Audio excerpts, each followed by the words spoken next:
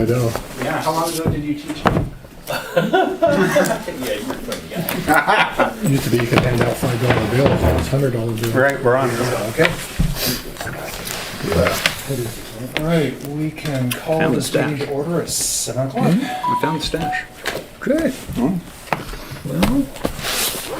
I'm good with mine. Welcome, everybody. To each your own. Morning, afternoon. Evening. I guess it is evening. Good evening. Yeah. Okay, roll call. We have all members of the council present. Thank you.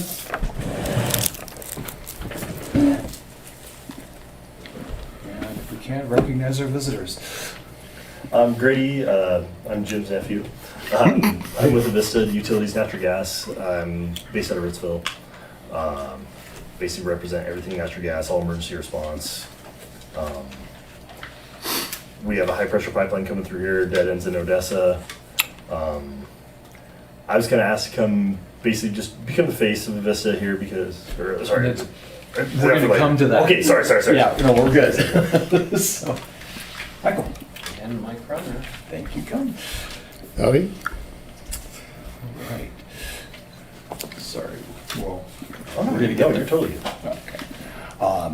If we can.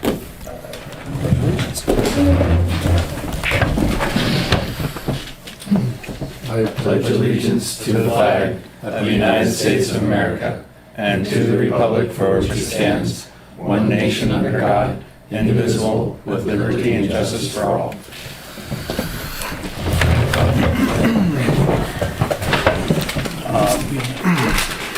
So I'm gonna change it up again a little bit with public comments. I'm gonna move Grady, who's on the agenda, right into that zone. So you can go ahead and flip. So, Mike, did you have any public Nope. comments in general? Okay.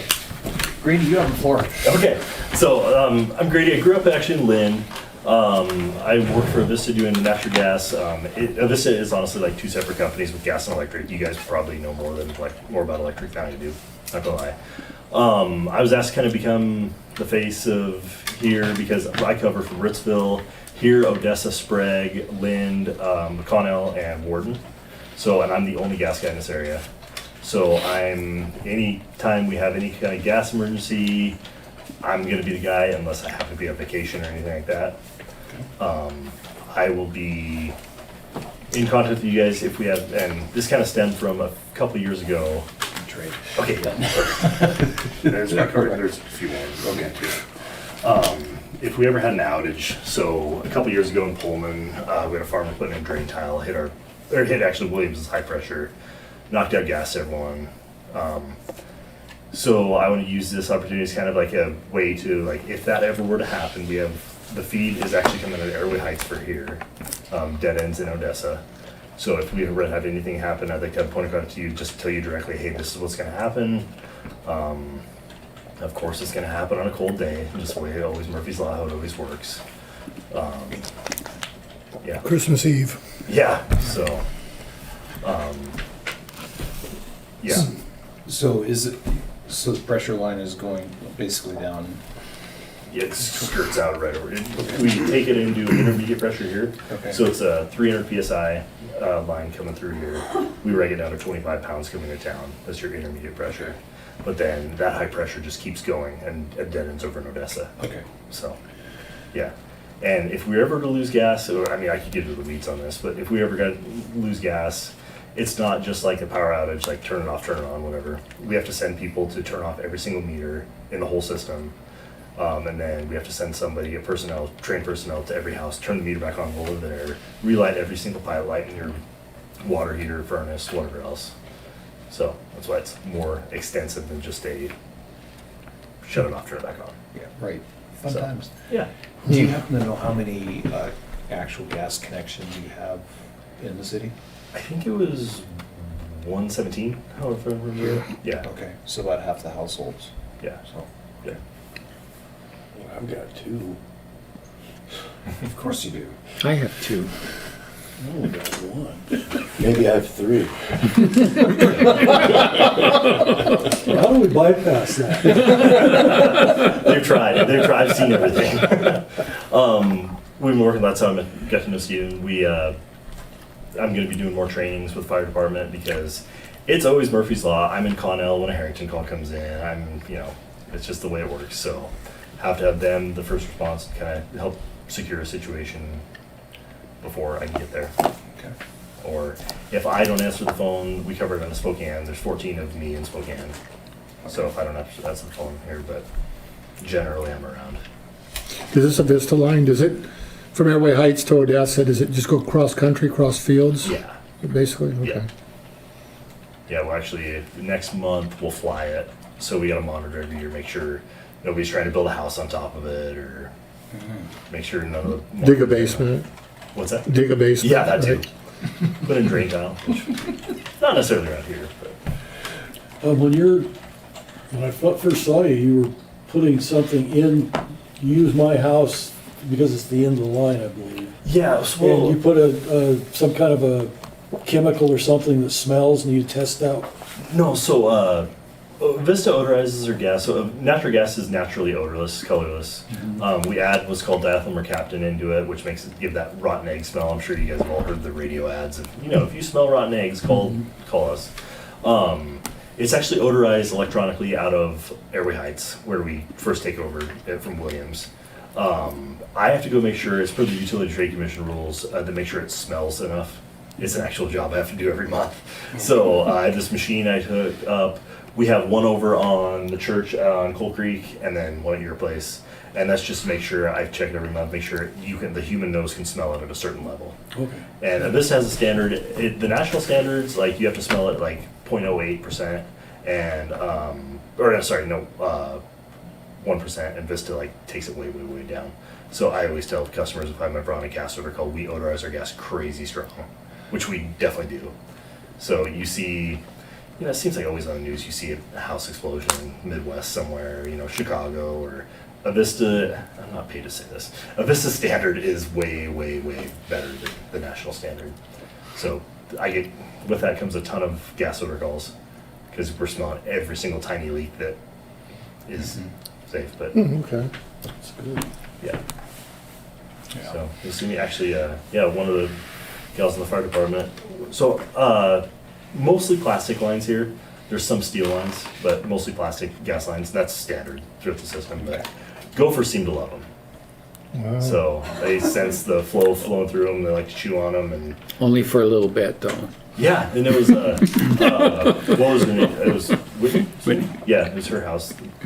She would smell gas out the backyard, and yeah, sure as heck, gopher started gnawing on the gas line and eventually chewed through it. So, and that's so common. So common. So, yeah. So yeah, and then I gave my card out. If you have any questions at all, even just we're here for public safety is really the end goal. So we're here just grew up in Lind, gonna move back to Lind. Here's it. I live in Colfax right now. It's a confusing story we don't need to get into. So yeah, Very cool. yeah. Do you want to review with them what I asked you for as a free gift? The encryption. The map. Oh, so that's still complicated. That's Okay. working on that. So I was asked from Harrington Fire Department and Lynn Fire Department so far if I could hand out a map that kind of shows our gas services. So if there's a structure fire or anything like that, or just a gas emergency in general, they can have access right away to say, okay, the meter's right here, go to it right away, shut it off. Well, it comes into a national security, Homeland Security issue. There are a ton of terrorist threats that don't make the news that we have to deal with. So it's really, really sticky right now, kind of, because I hand that map out, it gets in the wrong hands. So it's Yeah. not publicly transmitted or available, is what you're saying? Not exact. So like, to be able to say like, hey, the meter is on the right side of the house here. Is anyone going to mess with someone's gas meter, shut off their water? Probably not, ever. But Don't say ever. There's Well, a lot of yeah. weird stuff going on now. yeah, well, yeah. So that's why it's a really kind of double-edged sword kind of situation where, yeah. Got it. Yeah, so we're working on it. Yeah. I'm working on a solution. They're having meetings about it, how to like give you guys access to it, whether we actually give you like limited access to our software. If you had like laptop you could pull up right now, and then you could just like within 2 clicks say, hey, it comes off the street on, you know, Main Street and A Street. Or, Yeah, and the goal of why I asked for that is I think it would, I mean, of course we still have to do locates, granted, but I think it would just generally be good as we're thinking about things to be able to have a map as we think about streets and sidewalks and all sorts of things to be like, but even before the locate, we know this should be, We're not locating their lines. I know. Okay. Through your fire department, though, they have access to, you know, Lincoln County Dispatch, which has direct access to Vista. true, yes. So you get an address, a fire at an address, all you've got to do is ask, is there gas on the premises? They will contact the Vista and they will let you know within minutes. So, I mean, it's not like it's something that, you know, isn't accessible in an emergency. True, very true. Yes. Yeah, Lincoln County has our direct line too. We don't give that out publicly because, Right. I mean, every call out there is recorded, everything's, you know, audited. Everything I say on that line's listened to by 3 different people by the end of the year. Sure. Oh, Yeah. yeah, Makes so, complete sense. yeah. All right, very good. Nicely done. Yeah. I'm just here. Just say I'm here. We're about public safety. Feel free to call me anytime with any kind of question. We're working with the fire department in every town. Like I cover each. I'm the only gas guy in each of these towns. And so I do, like, every time someone smells gas, I'm the guy who responds. Every time somebody wants to put in a new house, I run the project for the gas lines. Odorant checks. I'm here every month. I usually here every month doing that, and I usually try to make like 4 every week, like at least be in town one thing, just make sure everything's. You guys had any difficult with the different fiber contractors? Way too much. Okay. Enough said. Yeah. So. Yeah, I mean, hoping we're almost done. Once I get conduit in the ground, It's but not gonna quit. yeah, We're seeing that right now, so. yeah.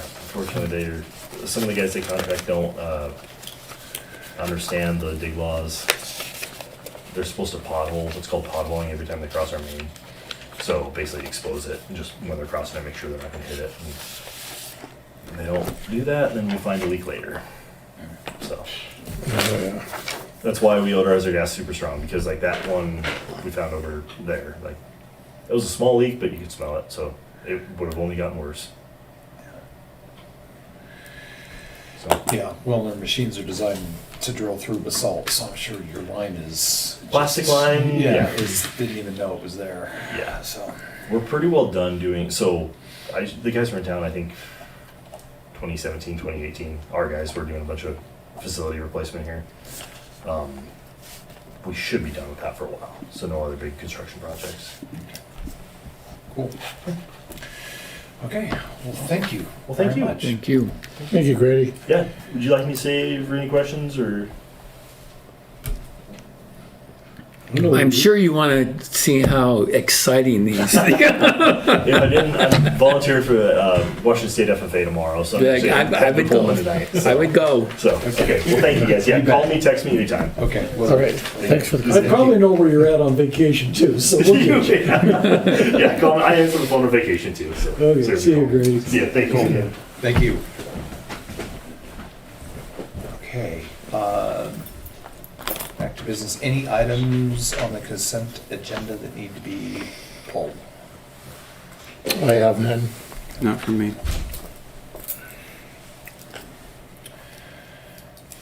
Any additions to the agenda?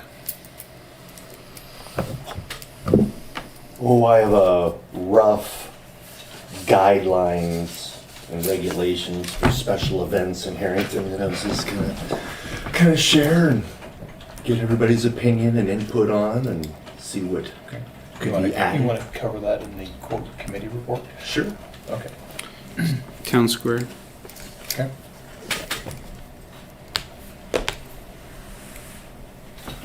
There's something else, but now I'm not remembering it.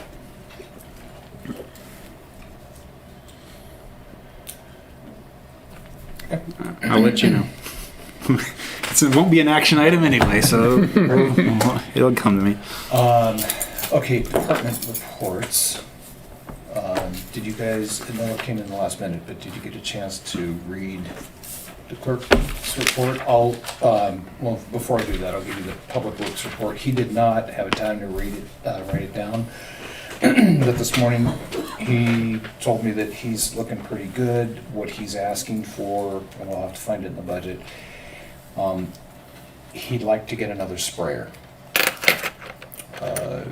Backpack sprayer? No, the opposite direction. A pull behind sprayer? Pull behind sprayer, bigger.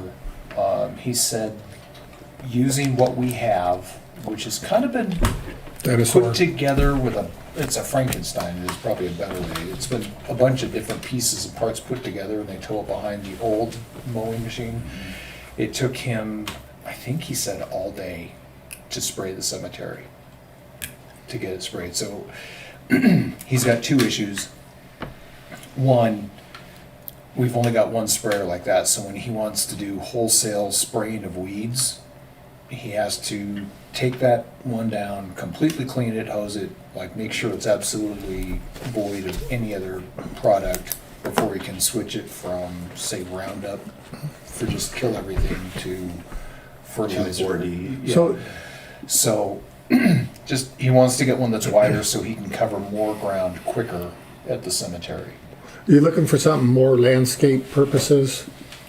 Yes, I mean, Lawn care? he's specifically for the land, you know, Okay. so, for example, even the city park, you know, Right. just something that had a wider spray pattern. Yeah, he's only 15 gallons.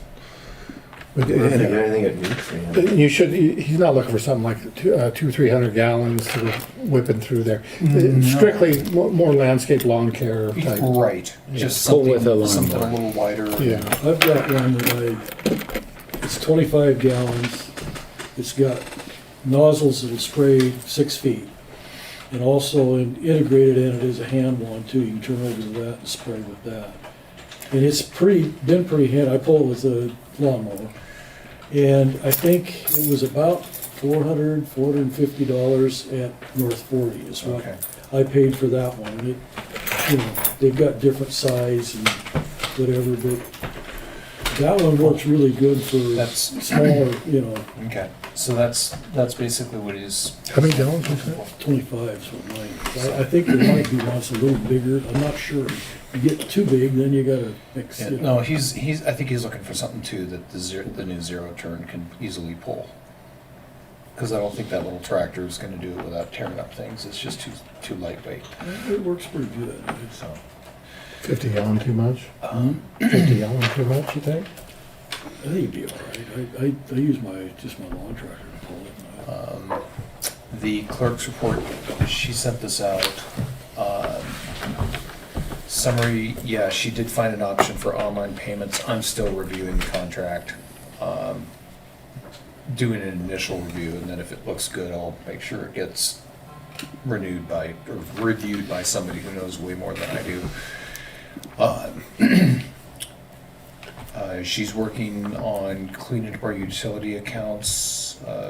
We've got a number of just trying to make sense of it. Some of these utility accounts that have amounts that are being billed that don't necessarily make sense. And we can't put them into what our fee structure says that they should be, so she's trying to sort those out. She's working on it's a Wells City certification. It has to do with employee health and standards and what have you. If she's able to go through and get all the certifications and all the bits and pieces put together with it, we get a discount on the employee health insurance, which any percentage off is gonna be significant. What does it cost and everything, time and money wise, to get the certifications? Cassie, about how much time do you think? About 30 minutes a month.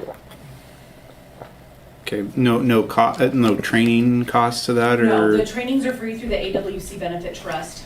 And they do offer like scholarships for when I'm ready to put together something for the group. They'll give me $15 or $20 to pull that off after I submit a plan for them to approve and review. Okay. Thank you. She's attending these semi-weekly workshops with the Department of Commerce and Foundation of Capital Planning. Just again, city management stuff. She attended the roster refresh. I forgot what that was. There's so many things going on. What was that? I'll send you the deeds. If you want, I'll email them to everybody. Has to do with risk management, so. She is gonna be going to, they call it a grant chat, but basically it's where our federal leaders are meeting. The federal leaders get their earmarks, to put it bluntly, that they get. And she's going to the meetings on how to get Harrington in front of that for possibility of some of those federal dollars. She's working on the annual report. And we haven't quite put it completely together, but AWC has their annual conference last week of June in Spokane. Spokane, isn't it, again? Mhm. Yeah, okay. It's just a lot of networking opportunities and going to meetings about how to do this and that and the other thing. So it's in Spokane, so it's easy to get to. So she has a lot going on.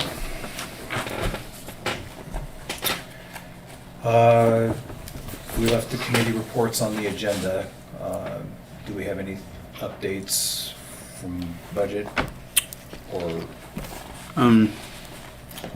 It's not directly a budget item. I guess you could almost say it's more of a building item, but hopefully, I believe the meeting for Ag West is supposed to be happening pretty soon.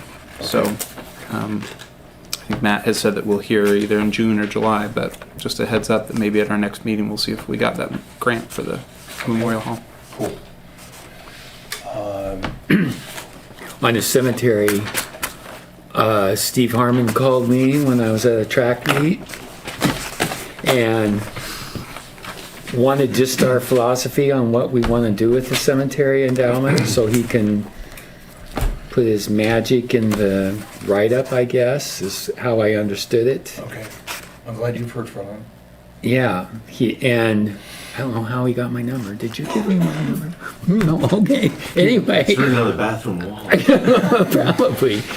Anyway, after I kind of figured out who I was talking to and stuff, I just told him mainly, and I hope I'm correct in this, that we're just wanting to get as much interest as we can safely so that we actually can use that interest on maintenance of the cemetery.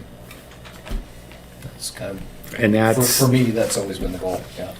Did he happen to mention, yeah, it's kind of different. I mean, should he contact Cassie, the treasurer, and then relay that to the council? All that stuff? he wanted the philosophy he didn't really care about.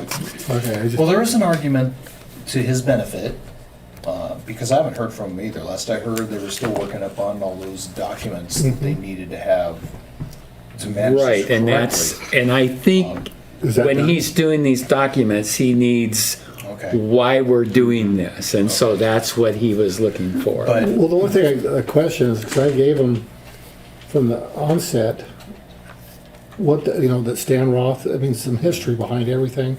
And from the inception of the endowment, the plan was, to use the interest income for the upkeep of the cemetery.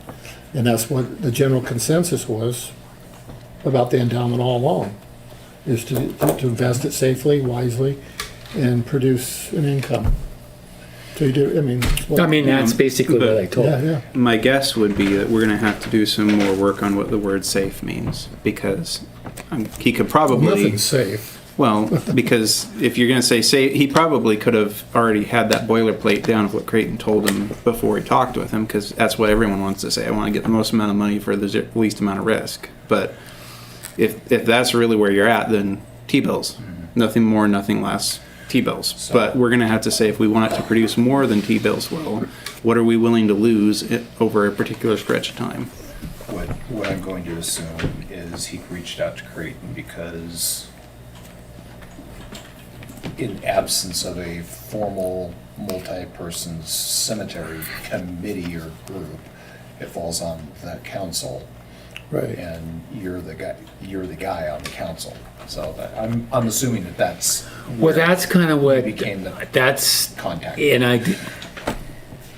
I was walking around in a baseball field, dodging batting practice and trying to figure out what I was going to tell him. First, it took me a while to figure out what he was asking, and the wind was blowing, and it was not the most conducive thing. But he said when we finished that this is what I was looking for. So I'm assuming when he puts this paperwork together on whatever we have to do, he needs something from the city on what we really want this endowment to do. Most financial planners will have a series of questions that will guide them on the risk tolerance. So I'm assuming there's nothing different between that and an endowment Yeah. fund. Well, I think it's 386, or one of the ordinances, the last one, 96, is descriptive. It uses that language of something safe. So that wasn't my words, that's what was in there. And that keeps coming up, so that'll be our guidance there. So Well, I'm just saying, safe is a relative Oh, yeah. term, so it's not inherently specific. okay. Codes. Any? I found found some stuff. Other than that, I haven't done a lot. Okay. I still would like to have a map that actually shows us what the codes are. The only one I really see is that one that's on the safe door. No, there's another one I've got. The other one that is done in color crayon. Yes. And the original of that is the original. I scanned the original. And Okay. The original has disappeared. So, but it wasn't Okay. more than an 8.5 by 11 piece of paper. So, Which I think fairly well matches what's on the door there. we did find a nice clean Okay, vellum.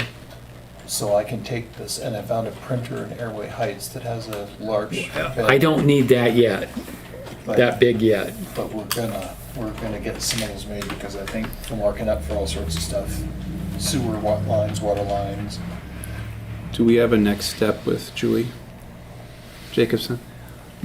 Not yet. Have we received, Cassie, have we received anything from Julie about changing or giving her a variance on where the container's sitting? I haven't heard anything. You haven't got I have anything? not. Nothing. I since that will, first I'll letter. remind her again about that. Okay. I'd like to interject, I mean, that's great, you and I talked about it a little bit, but instead of just giving a variance, just give her a conditional use. 'Cause it sounded like they weren't 100% certain they were gonna go with it there, there were other plans, like 3-year plan, do something. But in the meantime, a conditional use permit would suffice, But we need a request from her for that. right? I will mention that to her. I will see her this weekend probably. Right. Okay. Code enforcement. I forgot who's- Not a whole lot. I don't know the status of our code enforcement CEO, code enforcement officer is. You are, congratulations. Don't have to. Mike and I'm just gonna interject here. Mike and I sat down, and one of the things, the position, at least in our mind, isn't just to go out there and start knocking on doors and shaking people down for getting that stuff cleaned up. But it's a more proactive look at what is our codes, where can it be tweaked, adjusted, maybe fixed, altered, kind of really go through our code book, not so much 505, because that's relatively new, but all the other stuff that's around it may even conflict with it. But just help the city kind of get our codes, our ordinances cleaned up in such a way that they're relatively easy for our citizens to be in compliance with, for the enjoyment of everybody, and without creating a lot of drama, to put it bluntly. Politely threaten them? That route? Well, surely I'm jesting, I apologize, but But that's what we're trying to get away from is Right. the bully in the chemist. But going forward, since we did a lot of work on this, and I don't want to waste Mr. Conrad's time doing this, because we've had other issues before. People try, and then they're stymied, is that we schedule a time that we can meet with either Gabe, the sheriff, or somebody, so we know we're all on the same page, what we can and cannot do. And have their back, or they have our back. Because we spent a lot of time on sector, putting stuff in, going that route. The prosecuting attorney, Adam Walser at that time, didn't want to do it, and we ran into problems, Well, so. he pointed out very quickly that there were a number of technical issues Mhm. with our ordinances, and we've cleaned up a couple of them, but I'm sure there's a lot more. I mean, we just cleaned up what he just casually said. Well, this is, he rattled off like 2 or 3 just off the cuff that he could see, so. Right. I wanted to put it bluntly, I would like our city codes to be something that the city can easily help people stay in compliance and enforce without relying on the sheriff, because I don't see that the sheriff is gonna spend the time to come down here and enforce somebody because the weeds are 6 inches taller than Airbus. But I think for his personnel wise, you picked the right guy, just for the record. I mean, he has a command to him that people will listen, that you wouldn't have to go, but the sheriff would back you up at the last resort. But I think a lot can be done just by That's very much the goal. the dynamics. I would really like this to be a constructive Right, I do too. position, so. I hope that was a good thing for you. I am glad you are here. So, I would reiterate my suggestion, though, that I think that every meeting we should have an ordinance that we review. yes. Because it's going to take so much time. And I think we can either move through them sequentially or in reverse sequential order, because maybe we shouldn't start with the oldest ones first. Or if Mr. Cronrath in his review or someone sees ones that would need our immediate attention, they can, hijack whatever the order would otherwise be and say, this is the one we need to review. I don't know that we can come to an action every meeting on something, but to say, this is the ordinance for this meeting, come in, having read it, we're going to put 10 minutes of discussion on it, time limit it, maybe make a workshop for it, set an action item, because we can't we can't just have a project like this year we're going to review all our ordinances. That's not going to work. No. So we got to be taking consistent bites at this, or we're just never going to get anywhere. It took us 100 years to get here, so. Yep. We're 100 Do you suggest that we do it all on, on the computer, or is it something that the mayor, we have a box of them or whatever, just grab a handful and pass them out, you? And well, I think it'd be take good them? for us to come in having read it. I would suggest as a challenge to the council that the expectation is you come in that door having read the ordinance for this. And they're in here. Right, they're in here and they're available. I reviewed with you guys how we can find them, or they can be sent out, and I would say that they shouldn't be sent out the week of. Pick it after, next week, send out the ordinance for next meeting, so that we have most of a whole month to find it and review it. And then if we just set some time to talk about it, we'll get an indication of where we want to go. And I think most of the problems will solve itself just for us having read it and having discussed it, would be my guess. A lot of these problems exist simply because we either haven't read the ordinances, or it's been a while since we've read them and we don't keep in our mind the problems that are there. So, Okay. just my 2 cents. I'd like to, since we're going that route, we nail it down. We're going to start tonight, or somehow say you're responsible. How do you delegate it out?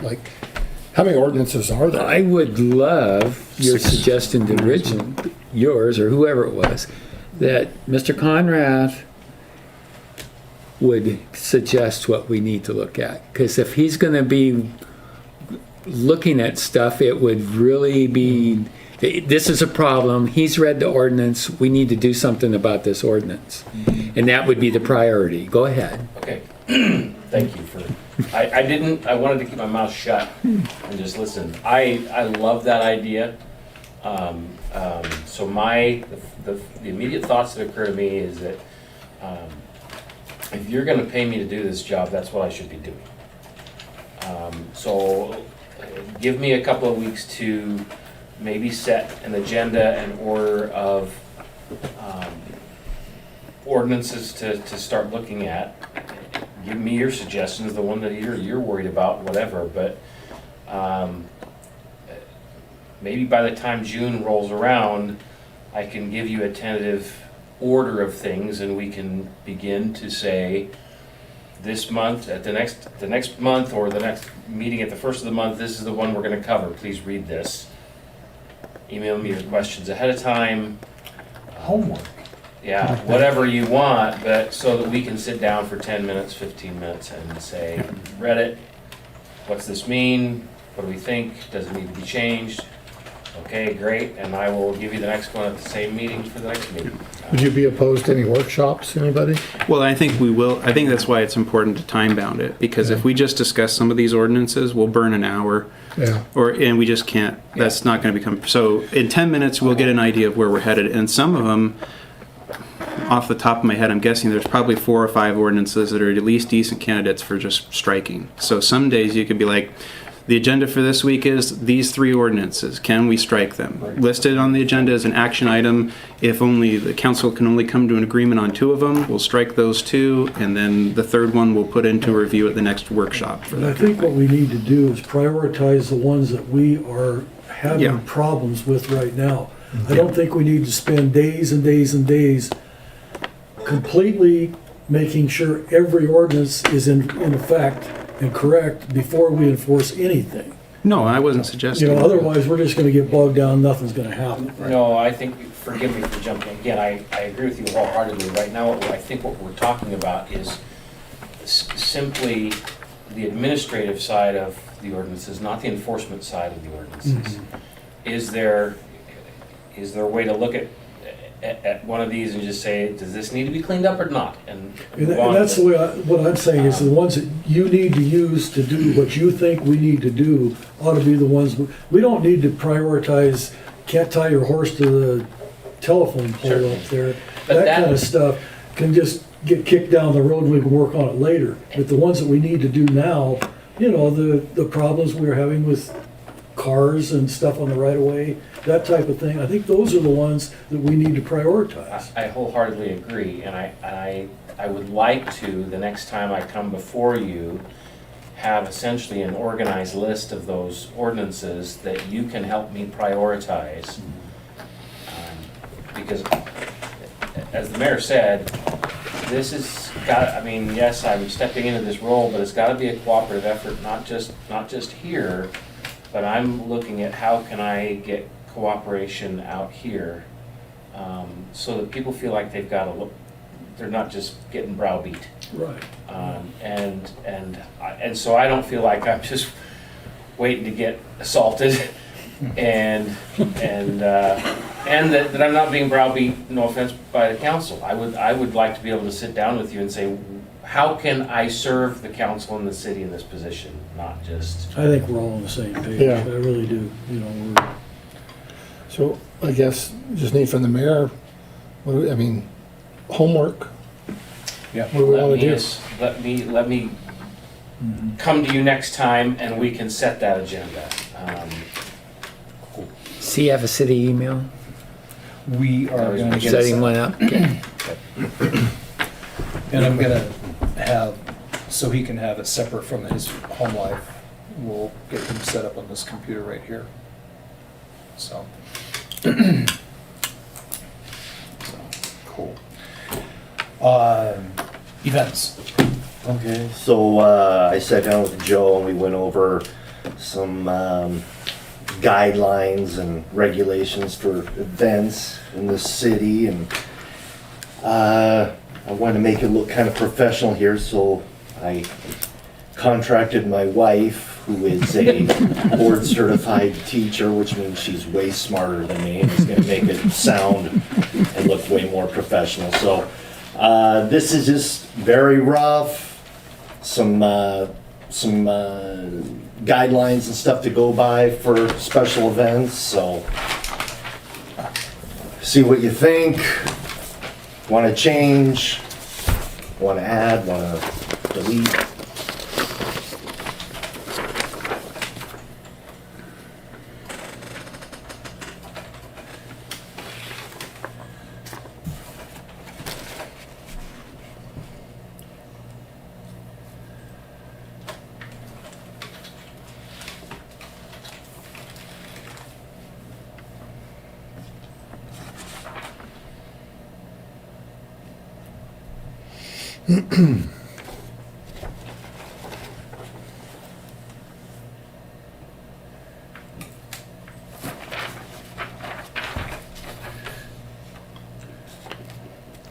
What is the city manager's office on their timeline? I know in years past, the requests would come to the council for whatever they wanted to do. Oh, I see. No, under number one. I think that probably needs to be something more like 60 days. Oh, okay. But I mean, who's the city manager at this point? It's basically That's us. City Hall, it's the city management, so effectively it's the mayor. But yeah, that should be more than, what were you saying, like 60 days? Just my thoughts. Okay. What I have 30 in my days. head on, for this new document is that you guys set the standards, so then the city manager, basically the city can go through the process without having everyone have to come in and stand before the council. You guys have already basically said these, as long as you fit these parameters, you're good to go, as long as all these parameters are met. They come to the city clerk and she passes this out. And she, you know. yeah, and I review it, and, or the mayor reviews it, I should say.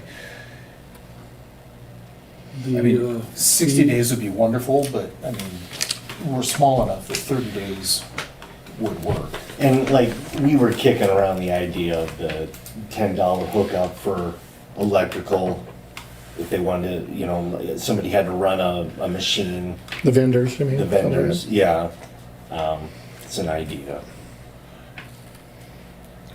And, you know, the $50 to $100 to How- use signs. How would we enforce that? Do we have, never had to get down there that far, but do we require any, do we, permits? Do we require any permits in the? I have gone through, admittedly, I've not gone through it and done a really hard deep dive, but to the best I can tell, our city codes have absolutely zero guidelines for events. I mean, other towns, cities do charge a vendor permit, don't they? They do. And electricity is not free, so to plug that, 18 amp. Freezer, cook Well, stove. freezer, or what am I thinking, kettle corn, that's always a good one for pulling a lot of juice. So where would these city outlets actually be? There's one on the, There- there's The coffee one shop. on the outside of the library.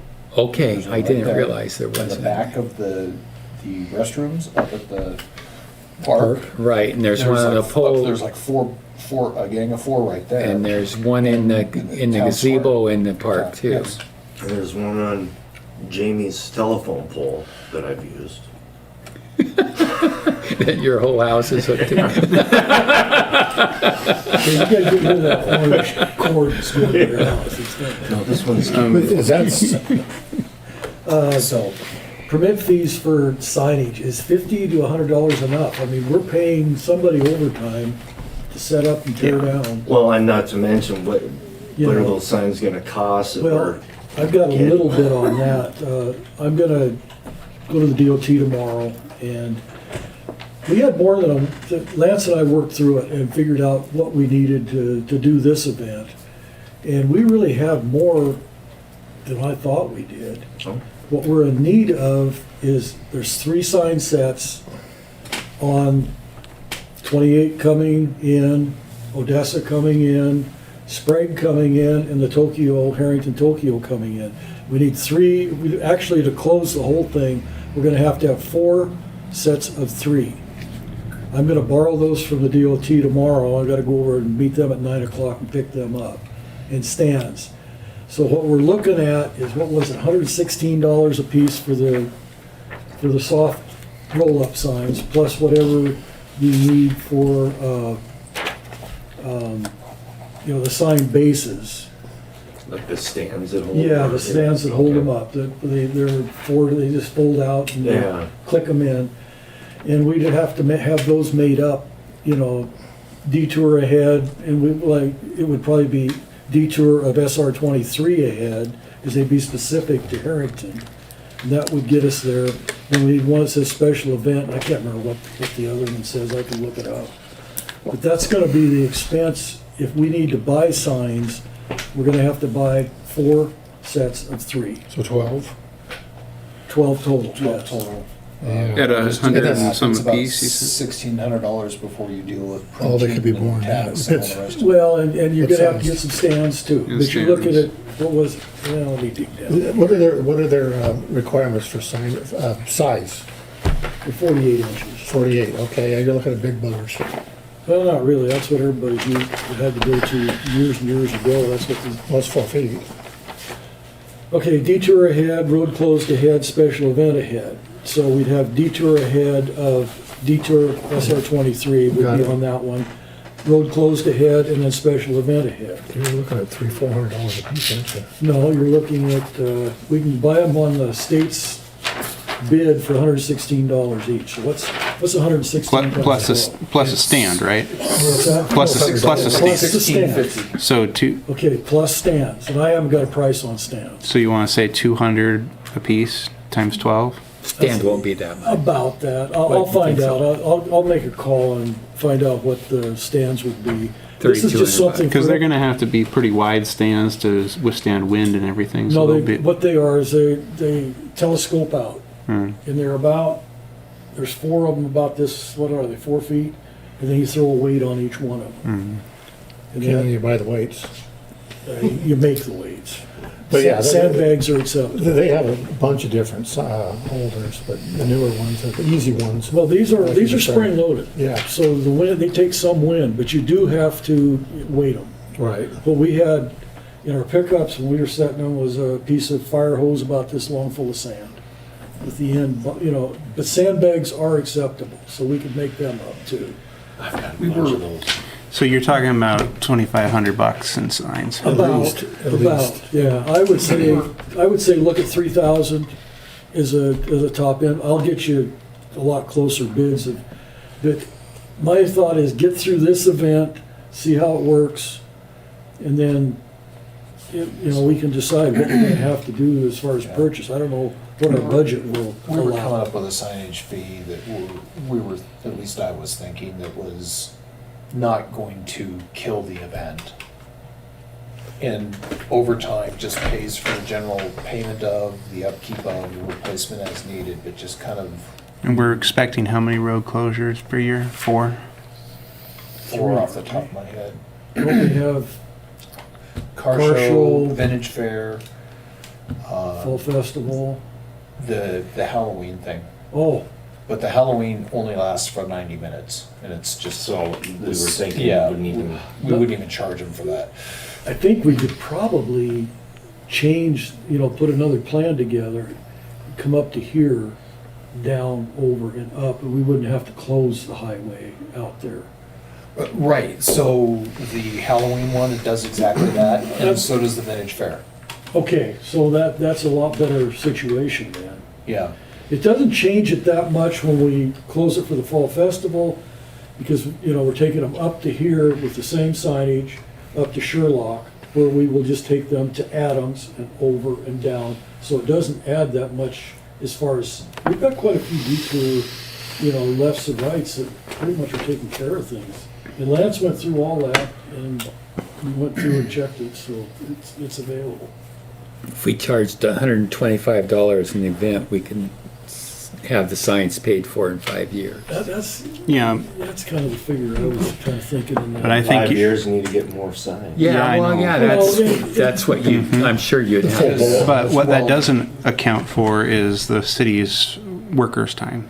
Yeah, that was So the I thing. think you're talking about at least 150. Yeah. And in my view, you're probably looking at, I think anytime you close a road, it probably should cost you something. So I'd say 150 and 50 at least. And I don't think that's even really covering. 200. So, yeah, and my philosophy has always been, the city has always had a benefit from these events being in town. Yeah. So The I think businesses. traditionally, we've just kind of said, hey, this benefits the city overall. It's a wash, but it's not a wash anymore. And they can only cobble these signs. You saw, they're Well, they've there's been- barricades and stuff that are gonna get worn, they're gonna have to be replaced, there's, Well, these rights and lefts are gonna have to be replaced. Well, you know. you saw some, some of these plastic angles, have been broken, and there's a piece of bed rail that's basically been bolted onto it to make up for the broken legs. How about traffic cones, anything? We don't need any there. Traffic cones were doing pretty good. We've got barricades that, in fact, Lance and I kind of decided that Sherlock,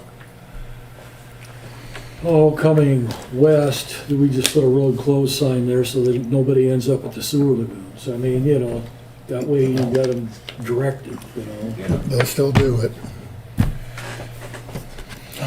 Dave doesn't mind him turning around in his yard. Yeah, they'll just be like, I had a load of cows down there one time, I had to get turned around. We were painting the crosswalks here, so, yeah.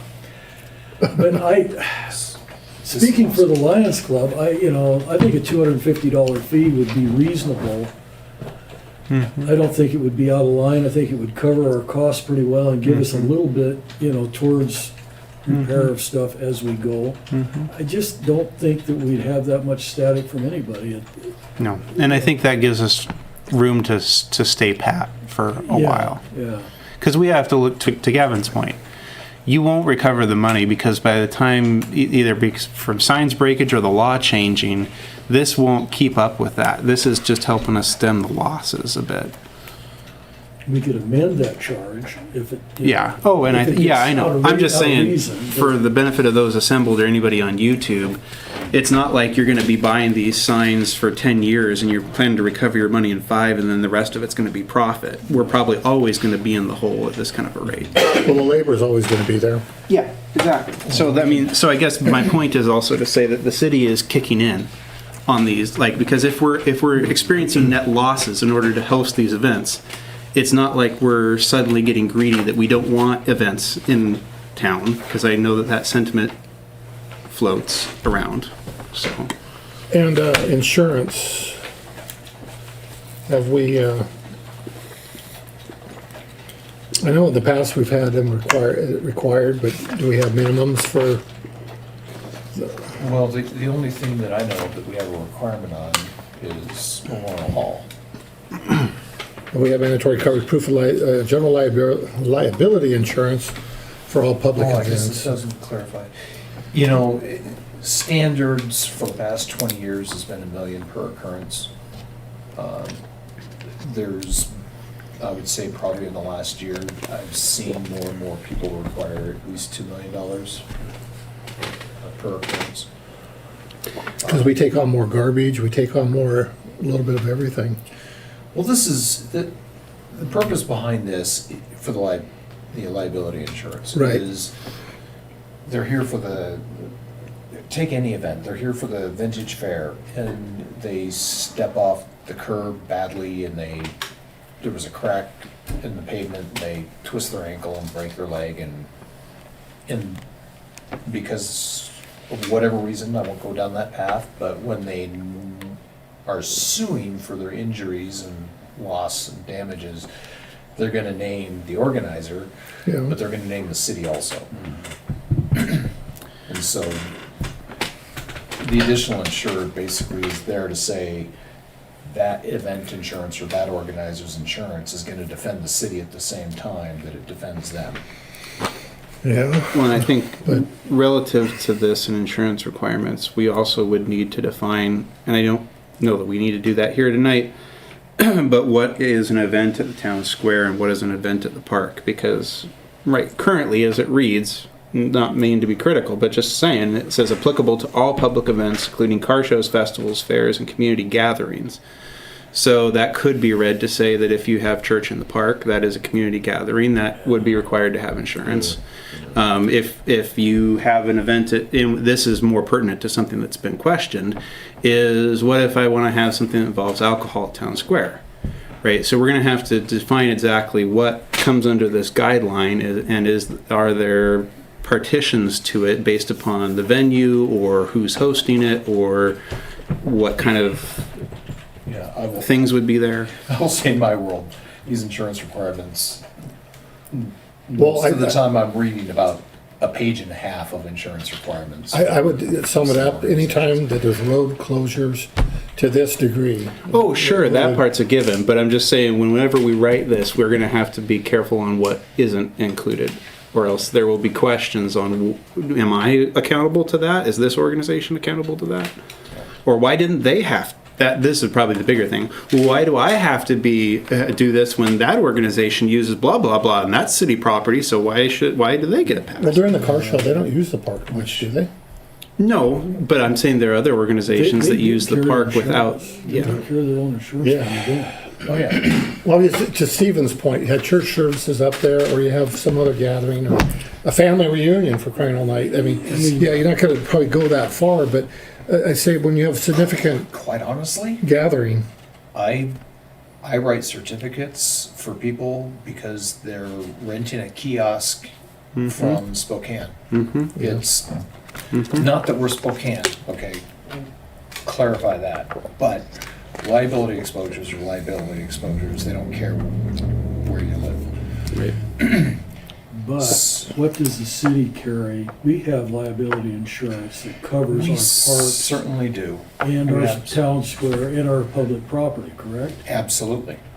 So we're protected, but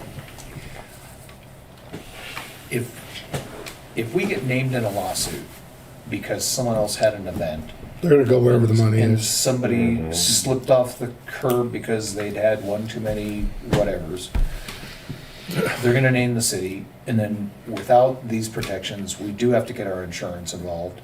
And even if the judge said, okay, Harrington's out, they're not liable for this, we're gonna hold the organizer liable, our insurance company has still spent 5, 6, 8 grand in legal fees getting us off the hook.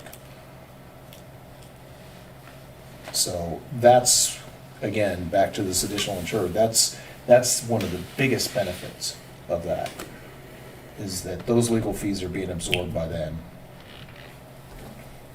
I think we just got to be able to stipulate what we're going to demand. Yeah, I'm not. And you bring up a good point. I'm not saying we should try and If get out of the all law- risk. We should Yeah. man up and take some degree of risk. I'm just saying we're going to have to define what our position is and write it to whatever that position Yeah. is.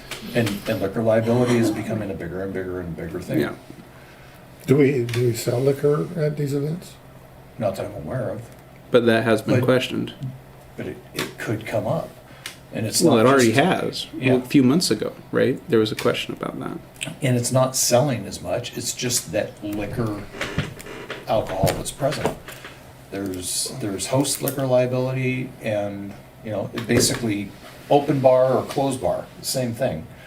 So just because you're giving it away does not Yeah. absolve you of liability for someone getting drunk and getting in their car.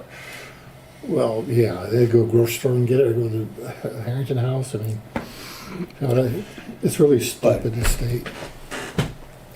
And, yeah, I mean, there's all So- kinds of things I've been reading up lately, and some terrifying things that, as I'm sure you guys know, our state has put events in the crosshairs for some other stuff that Oh, yeah. I need to do more research on, but it's not a good thing. Well, so going forward, this is an action item, I mean, but I mean, Well, this could be an action item, it's under an action item in our, I'd rather get it pounded out, so when Gavin went to work doing it. I mean, it's a rough, I know it needs some, you know, So, Who's been taking notes? Well, I'm fine with most of, I think the only questions are scope, Permit fees? the timeline of notification, and then the fees, I think are the only things that I heard challenged. So the 30 days, maybe double it. 45 days, 60 days, Maybe 60, 2 months? Something more than 30, I think. 60. I think some of that is I'd ask Cassie and Jim, because the reason why I'm saying Cassie and Jim is we have some paperwork and obligations, the office does, and then there's what does it take to get anything notified through the state. So, I mean, if they tell me you can get that done in 3 days, then I guess 30 is probably fine. If it takes more like 2 weeks, I then think that, you know, once we have a standardized plan, that as soon as you contact the DOT, they will approve it do you got immediately. there? Yeah. It's So just usually what holds them up is they don't have a plan. Right. So to put it in perspective, the car show's road closure was approved on March 4th.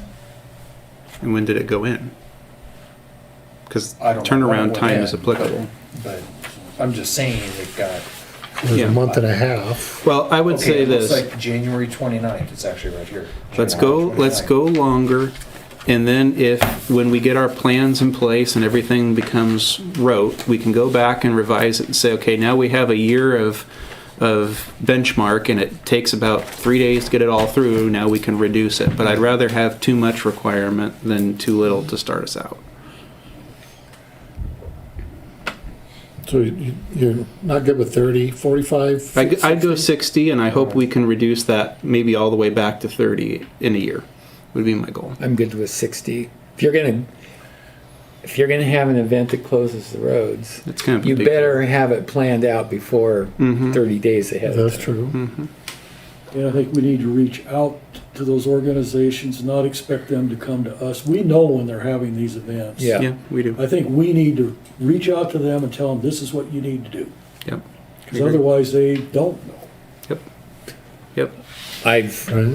kind of clued the chamber in, and I will talk to Heather on Friday. And I can. Is she the president? No, No. Who's the president now? Sam? And Whitney, we've been I think, kinda is- kicking this Whitney, around yeah. at Lions Club to where we know it's coming, so Yeah. it won't be any surprise. Right.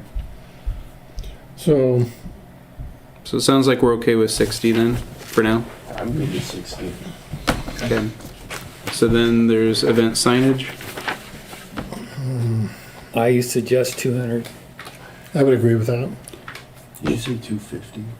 Well, that was discussed. I said 150, there was 250, Creighton had mentioned 125 at least, so there's a bigger range, but there, and then the events under 2 hours, no charge, are we amending that? I kind of feel like anytime you're closing a road, there should be some cost to it, even if we're trying to make that minimal for the Halloween, So- but there's just too much involved. Is an event under 2 hours, what The Halloween. thing, is there any That's really signage involved at all? Yeah. Yeah, Yeah, because you're, They closed this one block. but it's reduced because it's not, But it's during, and it's a during, simple. it's during working hours, obviously? It's been on a Friday, no, it hasn't been on a Friday, it's always been on a Saturday. Oh, that's Saturday, Yeah. okay. So For the basically what afternoon. you're gonna have is you're gonna have your 3 signs set down here, right on the street. You'll have a detour right and left here, right and left there, and back up here and gone. You know, your three Basically, signs yeah, set up it's from there. here to Sherwood. How long do you think you can do that? Within an hour. So $45, that'd be Lance's wage right now, overtime. Yeah, so, $50. yeah. And he's gotta take it down too, so yeah, it's, I will tell you that one, I can't remember if I did it last year, but I quite honestly, I mean, it took, as long as the stuff was sitting here, you didn't need a public employee. Okay. Because as long as it's staged, you just drag it out, right.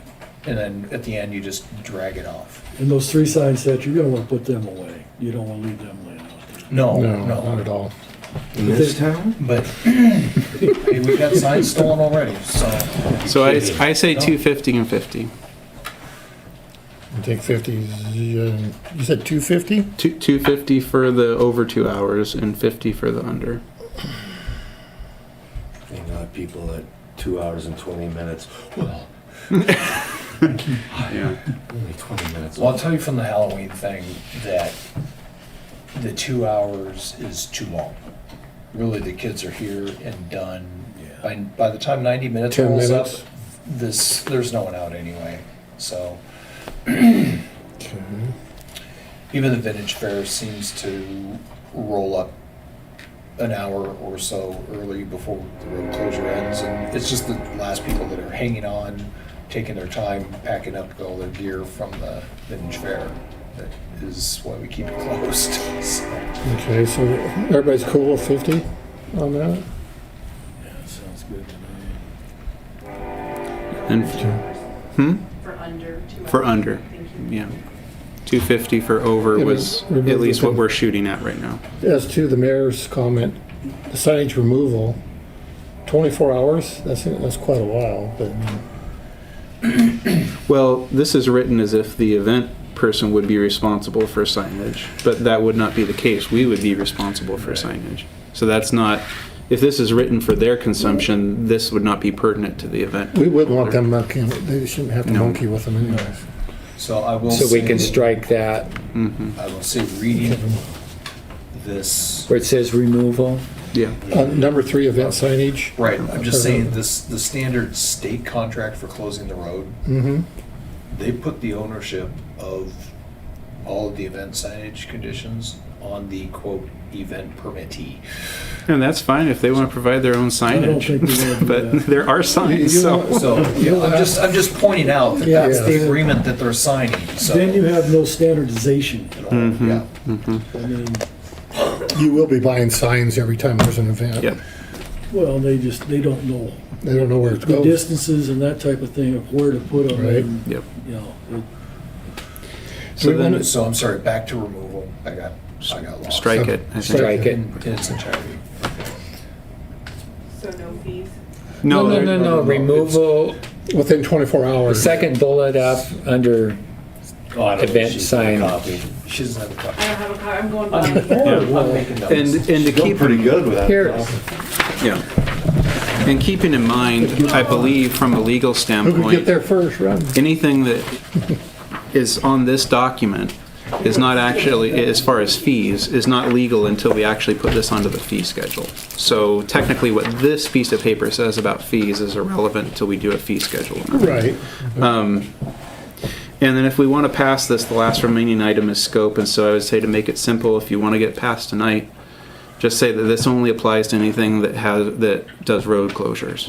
And then we probably need to, at a different time, review what we're going to do for events in the park and the town square, but if you want to get this passed tonight and have something, just put it to only, scoped to only events that close the road, and at least we have something, and we have something to work off of for Right. smaller events.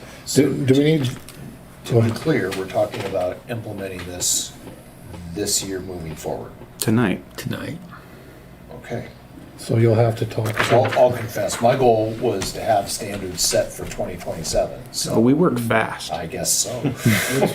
I don't want to sit here again in 20. Okay, some of us are getting up there. Might not be able to. restroom sanitation issues.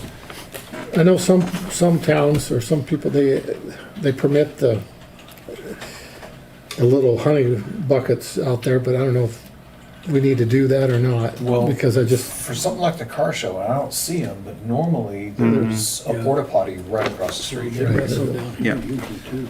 so we don't charge them a permit for that? Don't need to, don't want to? We have not been responsible for paying for them. Okay.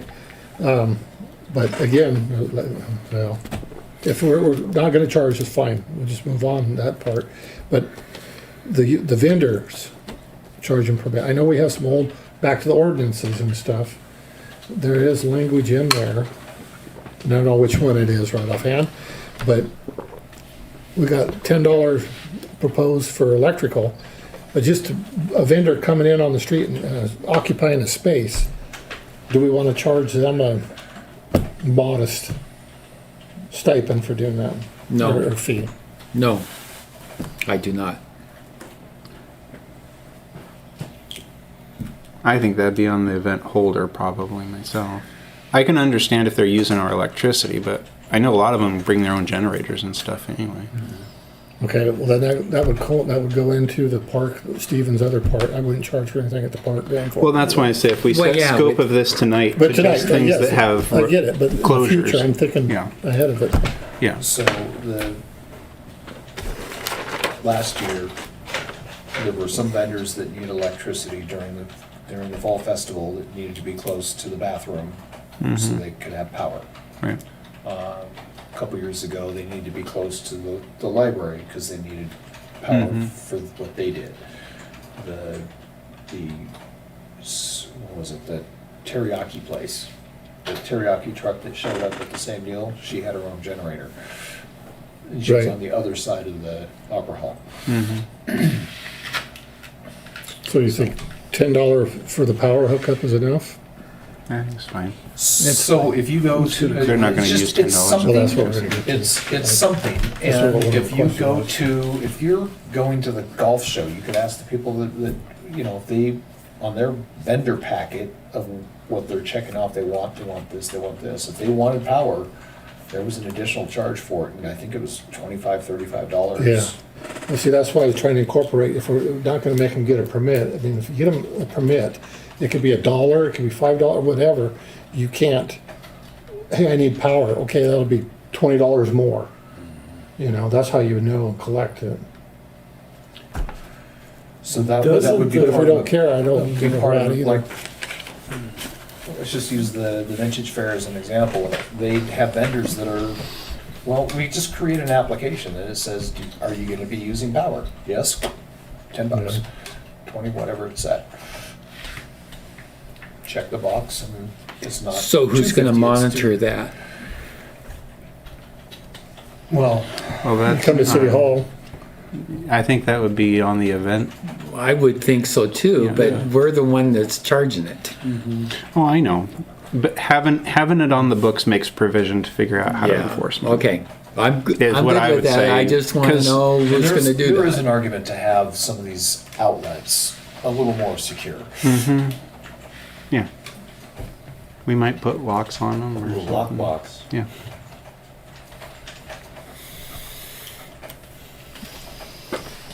Yeah, I don't think it's something you wanna police or try to collect. or Does- You want whatever. to get this as a motion and get it does the going? Maybe we'll event chat it organizers for a while. currently, do they charge Speaking of a vehicle permit trouble. to the vendors? Ones at Fall Festival do. I believe vendors that show up at the Vintage Fair are also paying, not much, but a Is nominal. it the chamber that does that? Yeah, the chamber. does Chamber that. charges for the ones at the Fall Festival. I Yeah. think the car show charges for their vendors. I know my daughter's coming, and I think she gets charged. It's not much, but she gets charged. So I move that we would wrap this in a resolution according to the amendments that we've, I think, agreed upon. We should go through those. Which would Public be, events. that this would be scoped to only being applicable to events that do road closures. And the second one being that the timeline would be 60 days before the event date. And the third one would be that the fees are $250 for events over 2 hours and $50 for events under 2 hours. So $250 for over, $50 for under. Non-refundable. And strike. And strike, yes, sorry, 4. And strike any implications that the event holder is responsible for signage in any way. Power hookup? I leave it as is. I second that. Okay. We need to wrap that in whatever the resolution number is and maybe put a whereas and was resolved, So but this would we be the meat of will- it. We will take this information, format it into a proper resolution, and we'll Mm-hmm. basically maybe just get a final sign off on it next council meeting, because this is not gonna Right, Okay, impact this weekend. Okay. and this is retroactive? No. Since I'm saying As it's of date. gonna be after this weekend, Yeah. And after that, the next one is July. Yeah, Yeah, the vintage Kitchen fairs in Country Fair is July. Yeah. Okay, I'll withdraw my motion. Well, no, but we could vote on it tonight. Oh, so you we want- could just, Okay, all I'm saying all is right, next so time, you guys motion just look at it to ratify it. Okay, motion seconded then. Second. Any further discussion? If you want illustrations on there, I'm not painting windows anymore for a while, so I'll have time to do it. I got some spare time now.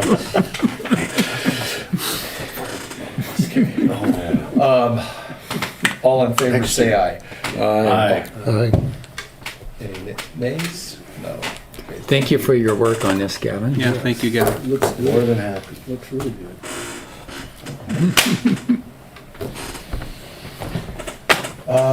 Okay. 15. The next on the agenda is the ordinance to update and clarify who's responsible for the Harrington utility bills. I'm gonna ask that we pull that off the agenda and table it for now. David has graciously done some homework on it, and I had created that document mostly to start a conversation. So unless this was like perfect, I wouldn't expect it to be done tonight anyway. So My only consideration that I was gonna discuss with it is that, I have the right one up here. 3B, I would ask to have that struck. Which might sound odd considering how I've argued this before, but my concern was that we would only send bills to the property owner, we would only require payment from the property owner. But 3B says, payments by occupants prohibited. The city shall not accept payment of city utility charges from any occupant or other person who is not the owner of record. All payments shall be made by and accepted from the owner of record only.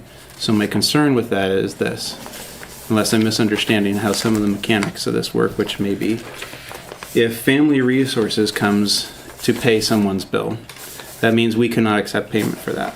If a 501c3 in town comes and says we want to pay someone's bill, we can't do that. Now, I will say this, without commenting on history, but we should not, I believe this is legally true to say we cannot divulge to any organization what a person's outstanding balance is. So if we accept payment from someone, they would have to guess at what, or the person would have to tell them what is out there, but I am not 100% sure that we have always been fully observant of that fact. So that would be one thing that while I say we should accept payment, because from the city's standpoint, if someone else pays your bill, I don't care.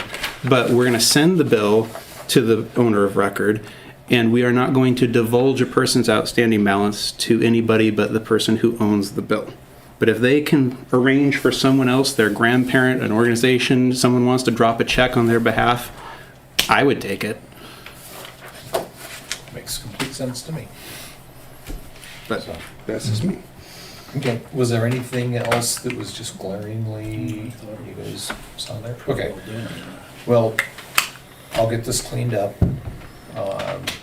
There are some RCWs that address this issue, maybe a little cleaner, so. But we're on the right track. Like I said, I wanted to get a conversation started on it, so thank you. You're welcome. Okay, this one is a little more awkward. This is kind of a cleanup ordinance, if you will.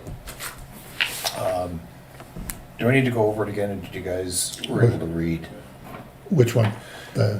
So basically, the ordinance to remove inactive accounts, so that everything is an active account. So, it was the intent of the city council in March of 2021 it just structurally, technically, maybe wasn't done in the correct pattern. So that's all I'm trying to do is clean that up with this. And then we will discuss through resolution, like we're allowed to, based on ordinance 303, the fees that we were talking about putting in there. But the first thing is, the intent was to have inactive accounts, but that has to be done by ordinance, not by resolution. Move to adopt.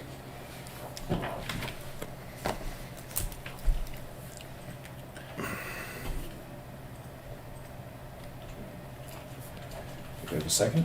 Second. Okay, thank you, Gavin. Okay, further discussion. So if we approve this for clarification, we can set, because for the record, I'm against charging somebody full price when they're not there. And I'm not talking snowbirds and that nature, but property that nobody's living there and wants to go inactive, but still charged a connectivity fee, like it was in the past. I think the record will prove back in '21, I think you mentioned, I was against doing what we did. And I still stand by that. And there's some in here, maybe some of us have them, but I know that there was a business here, or a person that had quite a few. They were still paying a maintenance fee of $64 a month and some change.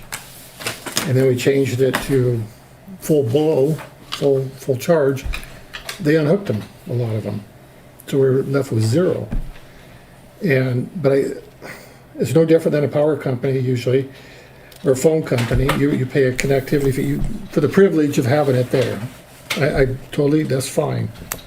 But to charge them full price when they're not using it, again, I'm not referring to the snowbirds, on and off, all that type of stuff. But I just, that's where I stand. I don't agree with.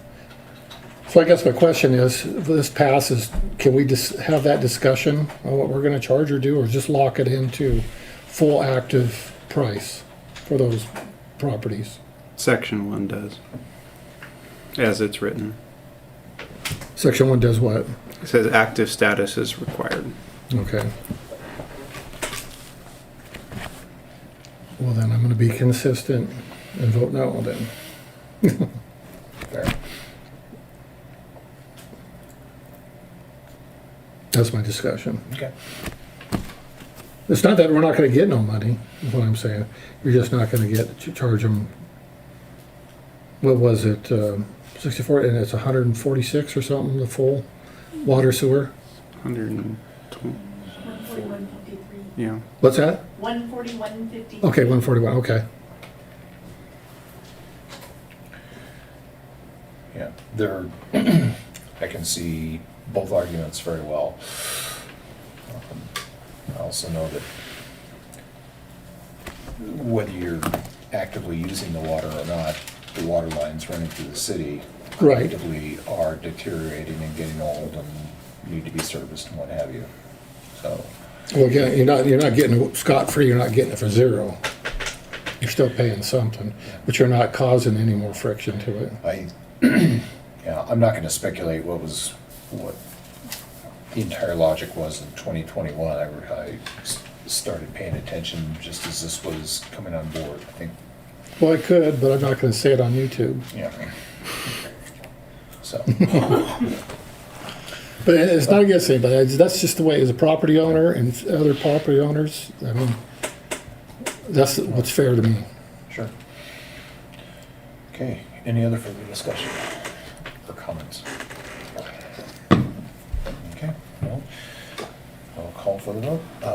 All in favor of passing this ordinance, which is not numbered yet, because I didn't know which sequence it was gonna be, signify by saying aye. Aye. All, any nays? Yeah, they, Okay. Thank you. David says no. Passes. Yep. Thank you for being consistent, David. You got to make sure It's rare in this world. it makes for so good press. I appreciate it. You know. All right.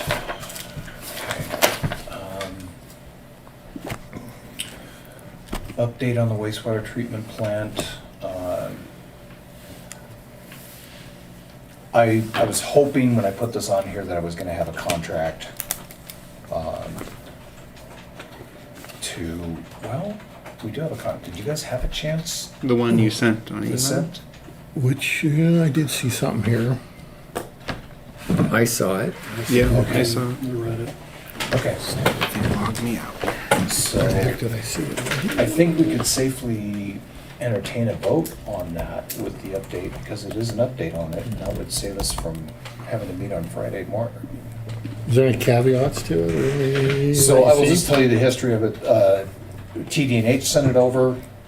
I read through it. It went to our attorney. He went through it. He had a bunch of red lines. Not a bunch, but some.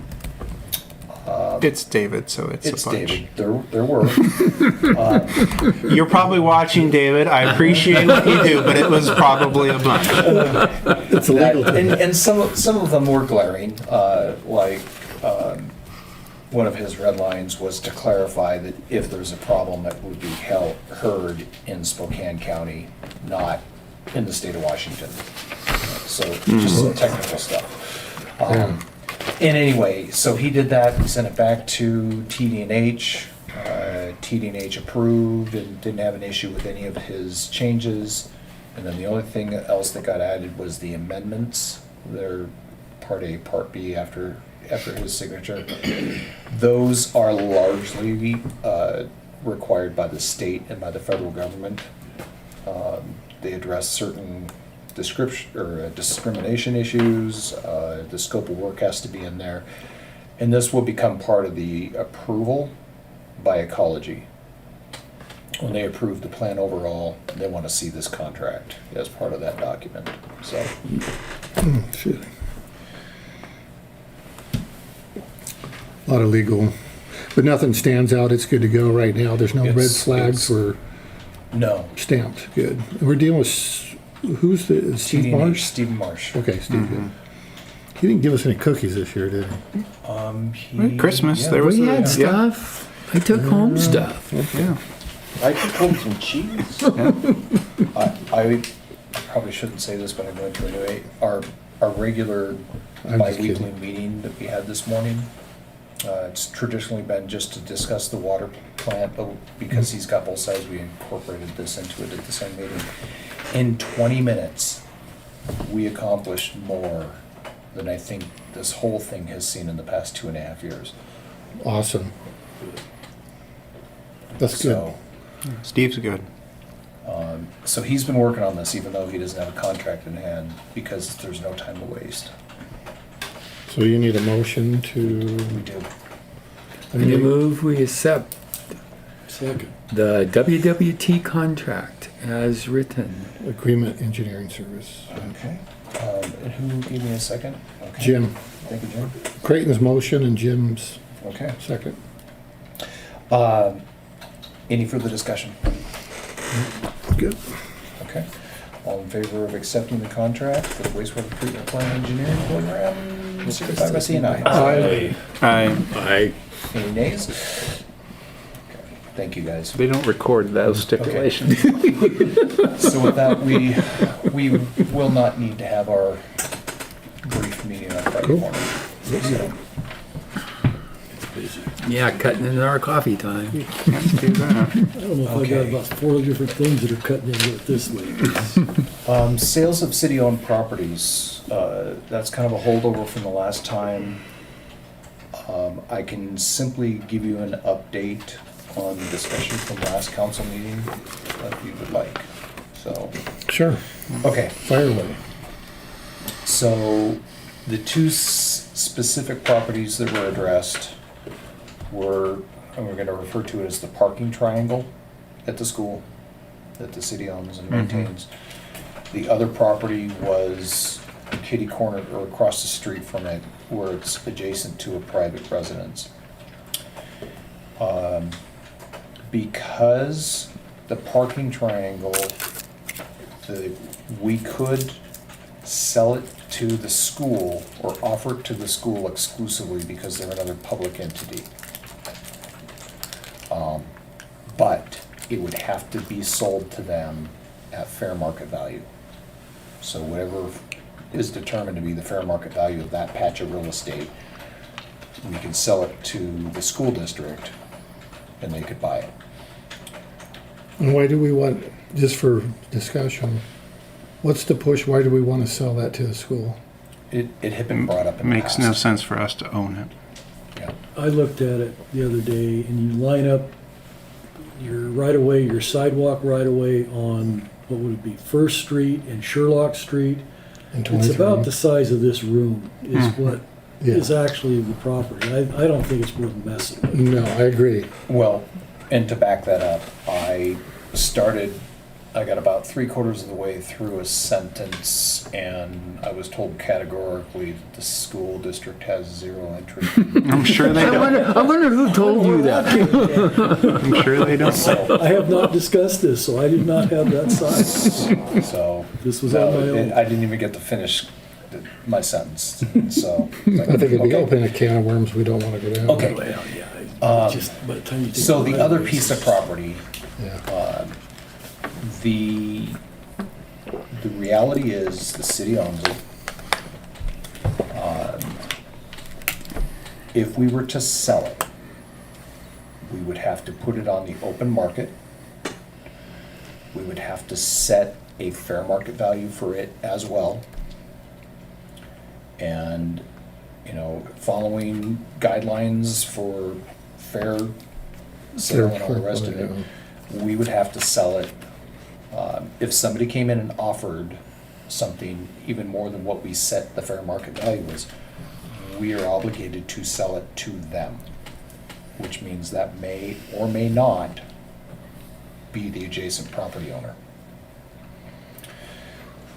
It was suggested that it probably would benefit the city better if we were to lease it to the adjacent property owner. Well, And there's, What so we've here's the got- one argument, then we could create a lease in such a way that puts them responsible for the maintenance of, care of, what have you. but there are fees. There would be fees involved, and I was just gonna get to that. We probably would likely be leasing it to them for less than they're gonna pay property taxes. Well, still the same family. FJ Reith donated it to the city for $1 when this whole thing, I think 1930. 34. yeah, whenever he moved to town.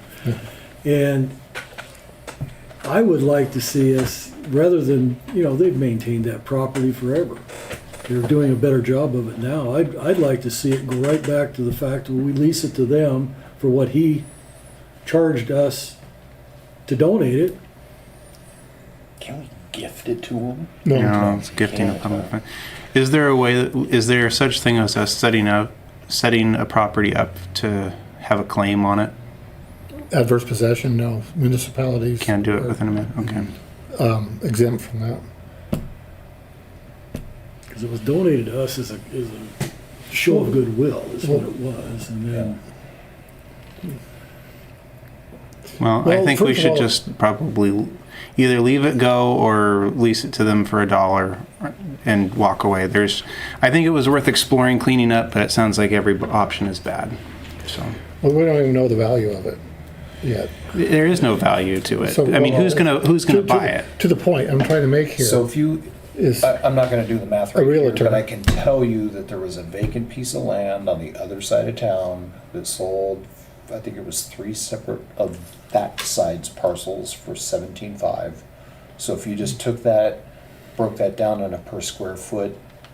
Yeah, but this is a I'm just- triangle. I'm just saying, to establish Well, fair market value, that's what was running through my head. well, I know, and that would work, Yeah. but locations, everything.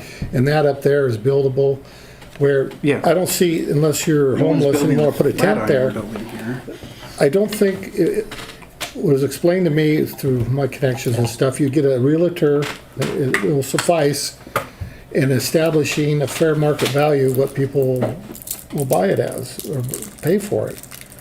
Now, when people look at that, they're gonna see exactly what that is. It's a triangle. And the only thing that's really good for is putting up a pup tent, you By the know? time you take your setbacks, Yeah, and you're right away from Highway 23 that goes through there, exactly. you got about a big enough spot for a tent. So I'm, you know, to everyone's point here, you know, you put it up and nobody in their right mind, I'll just say it, nobody in their right mind's gonna, unless they wanna be persnickety about it, is gonna buy that thing, except the. Well, there's a lot of people in their wrong mind. Well, yeah, true. Okay, yeah, it's Washington, but I mean, it would probably sell for pennies on the dollar anyways. And people, I don't know, But no one's going to buy it at whatever, I don't care, whatever fair market price you put on that, no one's going to buy it for them, not even the owners. So I will tell you this, it's frightening what some people will do. I have a client who will remain unnamed and a location that will remain unnamed, but for some reason, a farmer did not pay taxes on a weird shaped parcel that cut through the middle of his field, separated his field in two. And it went to the county steps, and my client bought it just to buy real estate. 10,000 cash for this. I mean, I think by the time it was done, it ended up being like 15 acres or something like that. It was a big swath, but it was right through this guy's field. So let's lease it to them for $1 and focus our sales attentions on properties we can actually get some money from. Would be my 2 cents. Me too. So, You know where we're talking about? Where Eric and Kelly lived? Actually, the driveway to the garage and Bob a Reed little lives bit there. of the Little bit of corner building. there. and it just cleared out. Everything. Because there's everything a is- triangle there, but the property lines run square. The city garage, the owns a garage triangle. in its original state was off of the piece of Triangle. property. Well, the Cadillac's got a little long and Grandpa Reith built on, what, a 4-foot, 5-foot addition to that garage, and that's what put us out on that property. so basically it's an encumbered property. Yes. And so I would just soon sell it to them, but I don't, the fair market thing, it's not like some hot whiz is gonna come down from Spokane and say, it's worth $100,000. Yeah, but That if they crap's do, not gonna if they happen. do, then what are you gonna do to their, We don't, to the landowner? you're just getting an appraisal, you're not saying you have to do it at this point. But from the owner's perspective, unless the city is going to be spiteful, why should I pay for this? Because is the city really going to sell it out from under me? And if the city does sell it out from under me, then why does the city have it out for me? I mean, like, they're going to say it was this way forever. Why should I all of a sudden But have that to doesn't dump make it X right. number? Well, I'm not saying it's right, but I'm We're saying trying to clean up crap that's happened years ago. Back in the day in '34, handshakes and goodwill went a long ways. And today, tax rolls and this and responsibilities, I'm against, and I see the leasing part, but for cleaning everything up, I don't think leasing's an option for us. well, I think it helps from Personally, a liability perspective, but I just don't see any world in which anyone pays any money for that property besides doing it out of spite. I We can will- deal with I will that. say if we leased it to them for a chunk of time, it does. What are we paying? We don't pay property taxes on it. No, we do, Very but little. not for city-owned property in the city. Okay, Oh, yeah, I know what you mean. I know what you mean too. They would never own it, but they might want to put something up there. I just think it's a lot cleaner if they own it. And I have a lot of faith, going ahead, I wish we weren't broadcasting everywhere, but I don't think, I honestly gut feel that they're not gonna have any problem picking that up for a modest amount. But we can't guarantee that transaction. If we put it up for sale, we're obligated to do it, to sell it. Like, it would be one thing if we went to them and said, okay, would you give us 10 grand for this so that it would be clean for us, it'd be clean for you, peace of mind at night knowing that you don't have a garage built on city property. They say yes. We put it up to auction. Someone else pays 11 grand because they want to spite the situation. Well, we just turned a situation that was somewhat stable, if unfortunate, into something that is not at all stable for relations with people, and I don't know that that helps them very much either. I get where you're coming from, David. I think we've done a great job while you and I have been on council to try and clean up past messes, but I don't know that there is a path for this one.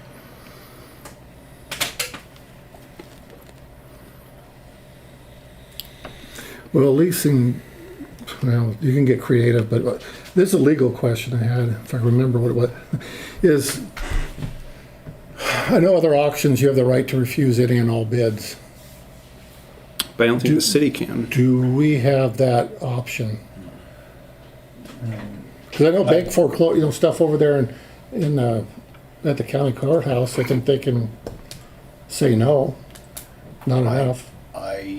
If it doesn't meet Fair market. if it doesn't meet the liens that are against it, they can say no. If it covers the liens and there's nothing like that, they can't. They have to accept it. Mm-hmm. That's the only way they can turn it down, is if the lien does not cover what. Doesn't satisfy the debt. Right. Yeah. If we did it, I think you'd almost have to have it be a live auction so that they could have opportunities to respond to the nth degree.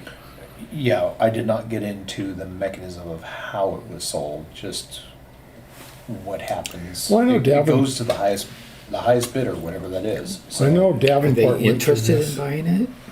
Has anybody David's the only talked to one- them? David's the only one I I've did, talked to. no, I sat down with them. Oh, okay. He And came are in. they interested in buying it? They never said a word to me. They just said, "Oh, I didn't know it was city property," It- which understandable. He'd had a chance to think about that by the time I met with him. I think they would be interested, but I think, I'm not gonna speculate. Okay. Well, the Okay. day of offering $1 for a sale is gone. 'Cause our Yeah, hands are I mean, tied. if we were able to offer it exclusively to them for $1, they Yeah. wouldn't have an issue. And knowing the You know, family and being the but- family forever, I would just give it to But I them, but that's think- illegal. You can't do Yeah, that. but if we said fair market value and an independent realtor came in or appraiser came in and said, this is what this property is worth, here's my comps, here, I mean, it's all valid. I don't know if that number, I don't know them at all, so I don't know if Well, I'd be that kind of number curious to is- get a realtor in here and see what they would say. Because it's an encumbered piece of property and, oh, I've already said too much open mic, but it's compromised. And then the realtor might say, are you crazy? It ain't worth nothing. Or they might say, oh, it's gold. They can't This say is it's a lot of worth what it. ifs right now. So, I think we're making way too much, spending too much time on this, to be honest with you, for what it is. Well, it's been 6 years. 5, excuse me. so. Is that something with guidance or whatever Yeah, from, I'm, Here's what I would say with it. Talk to Bingaman, see if a lease provides us any significant liability protection. That's about as far as I'd be willing to go with it. that was, a lease was his suggestion. Okay. Well, then I would say we should move forward with setting up a lease for the minimum amount, call it good. I think it serves their interests and ours to have the liability picture cleared up. I do think that's worth doing, but I don't but see they it. never own Can it. you make it a It's 99-year lease? Yeah, whatever is the most, And follows the deed of the adjacent property. yeah. Yeah. Mm-hmm. And quite honestly, if there was a lease, that's a contract and you guys would have to review and approve it. I'm good with that. Yeah. I think that's as clean as we can get it, but. I think we put it for sale or go that route, I think we're just looking for a problem. Yeah. I disagree, but that's. Okay, that's fine, but I mean, I like it cleaner than that. It can be clean, but I just don't see Well, a, unfortunately, in this day, I don't see a no-risk situation where we can guarantee that somebody's not gonna come and buy that and put a gazebo on it and ruin their property. Yeah. That's my feeling. It might not be as clean as it can be, but I think in respect of our constituents, I don't think there's anything to gain by selling it. Yeah. I'd like to move on. Okay, we will move on. Tree waste in designated areas, this was part of the conversation if we wanted to designate a space so that people could bring tree debris down there, so at an appropriate time it is gotten rid of. Do you have a Most spot down there? likely- well, he's not here tonight, he couldn't be here tonight. You talking at the lagoons or down the pit? That would be the most logical. Because I was driving around down there and there's several spots that could be available.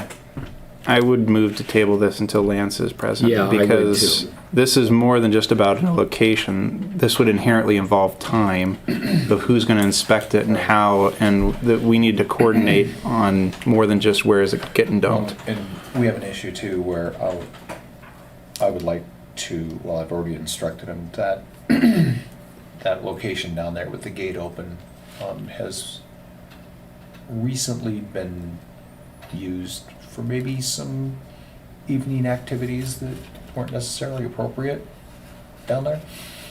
So. Any vandalism involved, nothing like that? No vandalism, Okay. but just, we don't need people down there after dark with no purpose. So the gate's staying closed, so. Yes. Okay, we'll move on. Declare surplus. That was, quite honestly, the one piece that I know that has been asked to be surplus. I went back through the records. We actually have approval to get it surplus already from the prior mayor. So, and that has to do with that grader. So it's just a matter of your current mayor getting off his. You've and- had more and getting it pressing listed. concerns, but And yeah. get it listed. We can put it in news to sell, or we can do a silent bid. We just need, I mean, do you guys have a preference on how we dispose of it? I would just like to be open, that it's open for bid. Sealed I bids? prefer a sealed bid that has to be Yeah. received by a certain date, and then that's it. Let's just go seal bid for now. Okay. See if it falls This through. weekend at the car show. Well, that's for the fire truck. Oh. Well, to that end, anything that is motorized, I'd try to get it on some kind of a thing in the window, because it wouldn't hurt if people are walking by that they could, well, people who buy motors or walking by that they would actually see, even if there's a single picture maybe to, you know, inquire of, which we would need a number. Well, tell them to call the 2534345 and have it forward through to you, and then you can pick up that way without exposing your cell number, or I can put my number on that for the weekend or something. But while people are in town, they need to have a way to get hold of us or Lance.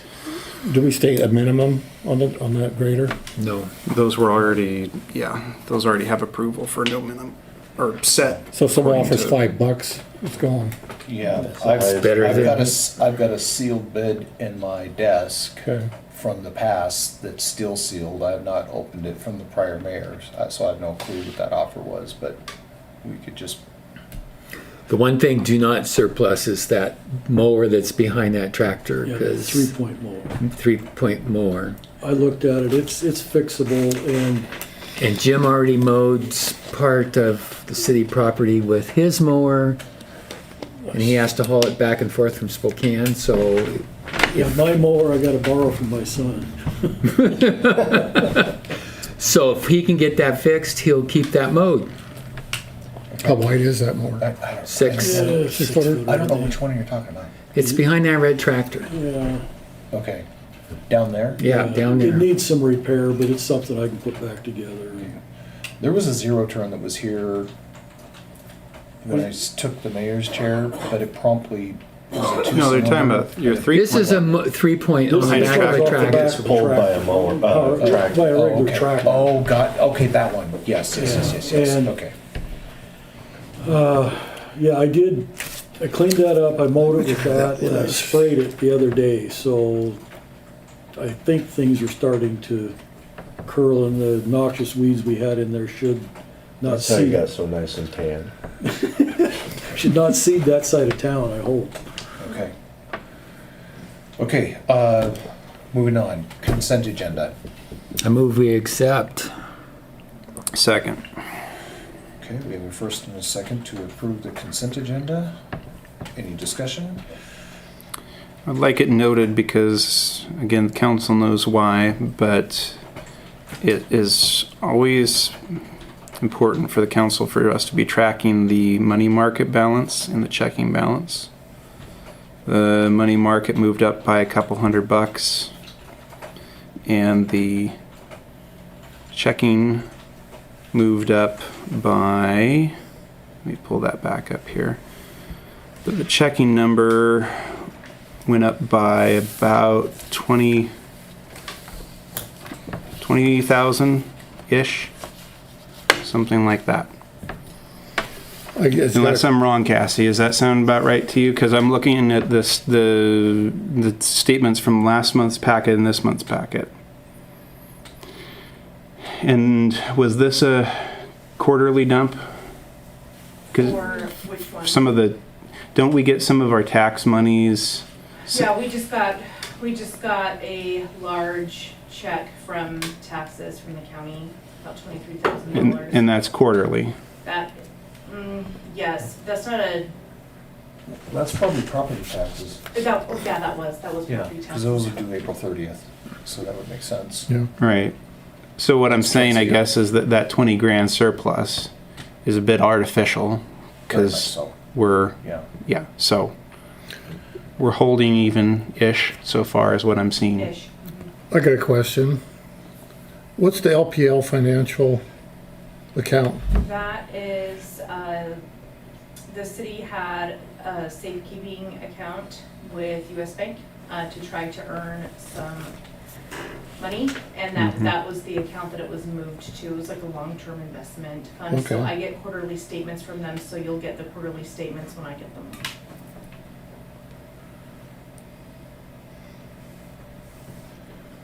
That was some money that was set aside like very long time ago. I just see here, January 1st, it was $60,159. And in February, it was $61,678. Did I say that right? 60,000 versus 61. And then on March 31st, it was 60, it went down. It's going up and down, yeah. Okay, It's tied Yeah. to probably It's- mutual it's funds. tracking. okay. Well, I hope I was reading that right. I'm going, okay. No worries. Okay, any other questions on the consent agenda? Nope, I'm good. Okay, all in favor say aye. Aye. Any opposed? Okay, thank you. And just so you guys know, like I mentioned before, all of the statements from all of the accounts get uploaded into the share drive, so you can have access to all of them at any time. I upload them as soon as I get them. Yep. Files.harrington.city. Additions to the agenda, Town Square. Oh, just we've gone long enough, and I wasn't going to hammer anything out tonight, but I wanted to remind the council that the onus is on us that if we want Lions Club help, and even if we don't want Lions Club help, we need to set a direction for what we want to do to get the town square from here to the finish line. Okay. I'll give you an update. The brass plaques for the benches have been ordered. When they get there, and I believe it's a check in here, we'll get reimbursed from the chamber out of their fund. I'm waiting for kind of some of the activity amongst the city to be calmed down a little bit. I'm hoping to get the bricks moved to that site in the beginning of June after Memorial Day, and then we'll get a schedule and we'll start getting it done. So I've got one other plaque that needs to be ordered for all the people that purchased the trees. I just want to make sure that the first plaque, these bench plaques meet my our expectations. I think it will, but I just want to make sure that we're there. So we put down the bricks, and then quite honestly, it's going to be, there's two arguments, but to cover the sand, the one argument is to just put river rock over the top of it. Some people don't like the idea because river rock is awful handy to small kids. But to put anything else down, I don't know. We could, I guess, collectively talk about it, be it pampas grass or something else that we could plant in those spaces. Bottom line is it can't stay sand because that just gets tracked everywhere. Blown and everything else. You see where they put that glue or that epoxy over rock and it holds it in place? I don't know if it works really good on sand, but Well, it does no, on the not- pea gravel, yeah. Not sand, but I mean, put some in there like granite or, I don't know, river rock would be pretty big, but it's an idea. Or even Gravel. big chunks of basalt, I guess, could go in there too. Just, it would be a deterrent for people to walk over. Asphalt, there you go. The goal was to No, have no, it to be. That's very serious. So Yeah. I'm working on Okay. moving that ball forward. Because of that, because once I get that done, then I'll be reaching out to you and figure out what the Lions Club availability is. It's gonna be a little tough, because June 1st is the last meeting, and then we don't have one till September.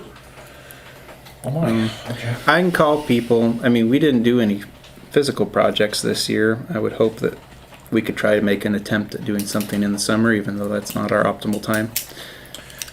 What Not need- volunteering to be chairman, but I do have a text tree for all the Lions Club members.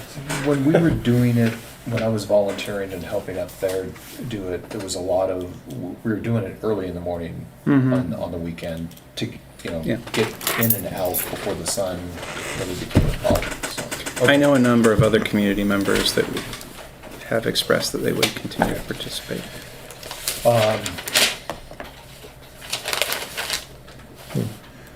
Okay, just to let you know, the hiring for the city is now closed. So we have all the positions hired for. Who is our Public Works too? His name is Luke Hammond. He will be Public Works, he will be janitorial, because he wanted a solid 40 hours, and then we'll have him do groundskeeping.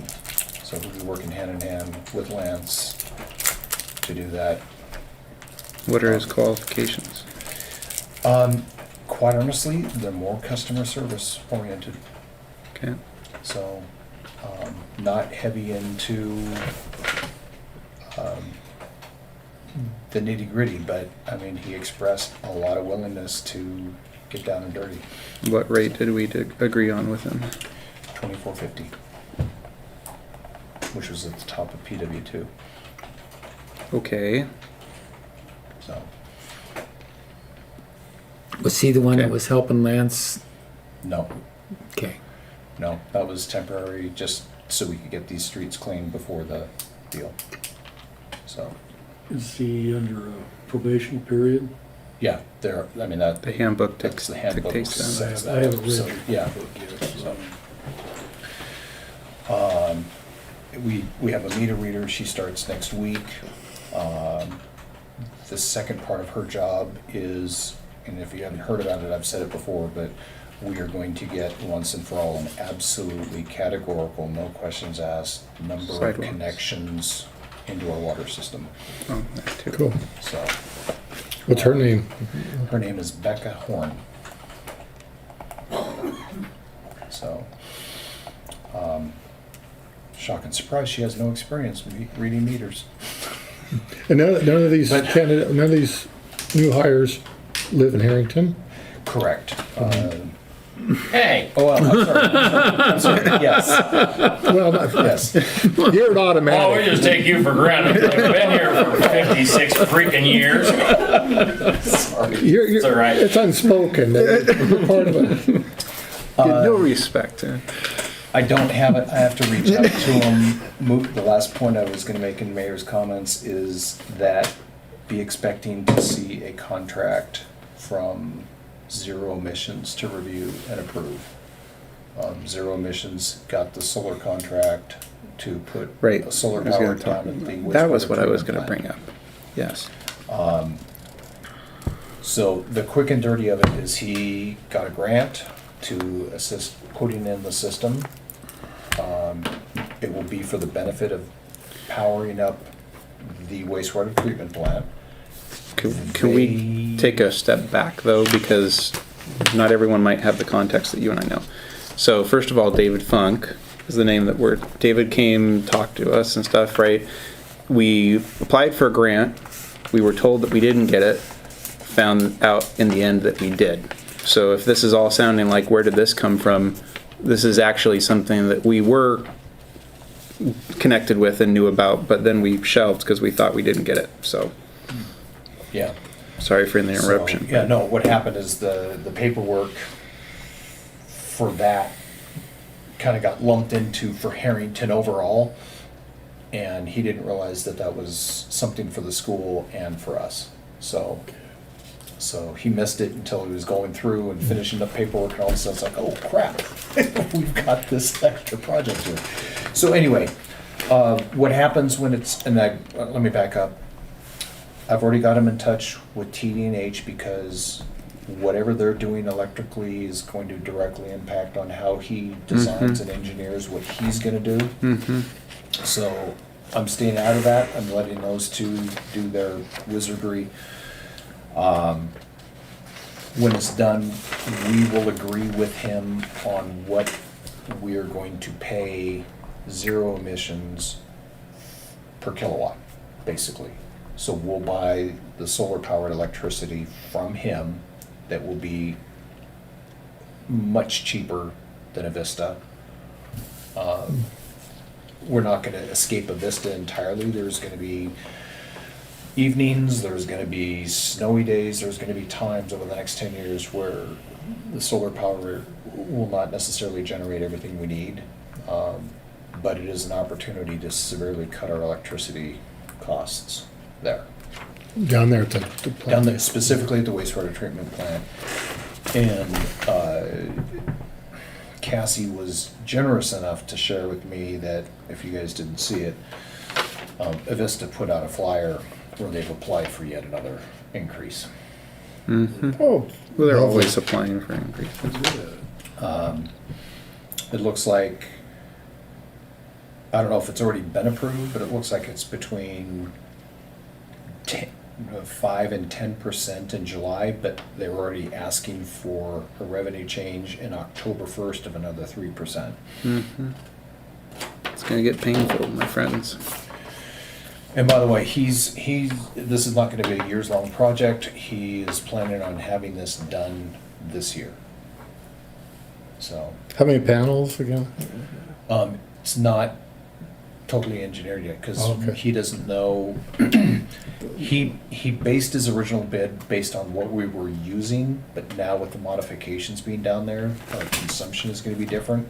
Yeah. So that's why I got in touch with those guys, is so that they can start calculating what You the see, plant is gonna be using. Well, and hopefully we're gonna find some dollars to put some degree of battery in there because the pumps run at night too. Yes. So, This isn't gonna be hooked to the, good. mine's hooked to the grid, and so you don't use batteries, you're just selling them credits. Well, yeah, That's the way it should be. well, I'll talk with you about that. There's some considerations that are about to close that David and I discussed about. You're grandfathered into a program that I don't believe the city can get into. It's a Okay. public utility. There was a law passed in Washington State that allowed things for private entities that's different than what you've got. So, anyway, once we have that contract, we'll go through that whole process. I just want to give you the heads up it's on its way. That's all I got. Any additional public? Nothing I'm gonna say now. Okay. Too late. move to I would adjourn. entertain. Hold it, he has a question. Oh, The vandalism spree hmm. that overtook us, what's happening with that? It's at the prosecutor. We have calculated our cost for labor hours and repairs and all the rest of that, and we sent that statement, that invoice, if you will, to the sheriff's office. They'll forward it on to the prosecutor, and I'm sure that will be part of, assuming there's convictions, that'll be part of probably the, Restitution. yeah. Did we have a dollar figure on that, roughly? It's not, It was surprisingly not as horrible as it looked. If I remember right, well, it's under 3,000 for sure. I think it was just under 2,000. But that's replacing, right now, the heater in the bathroom is electrically shut off because there was so much debris and Damage. stuff that got thrown into it that the fear is if it turns on, it'll overheat and cause. So that, the fan doesn't work, same reason. The women's came out okay, but the men's got the worst of it. So, okay. that's unfortunate. I move we adjourn. Second. Okay. Do we have stuff to sign? We have, all in favor of adjourning, say aye. Aye. Any nays? No? Okay, passes 9:05.